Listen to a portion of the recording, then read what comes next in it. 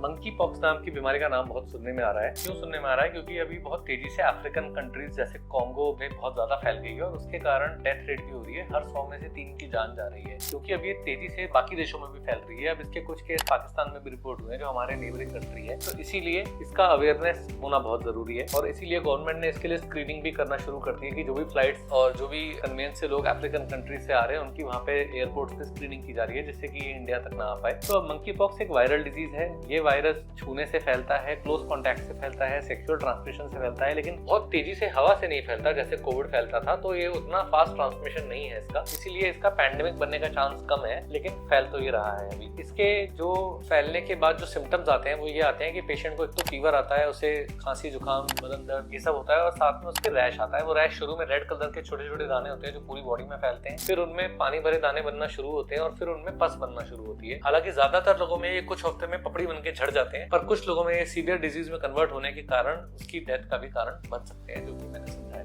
हालांकि इसका अब तक कोई केस इंडिया में नहीं आया है, बट फिर भी हमें इसके लिए अलर्ट रहना है और जागरूक रहना है।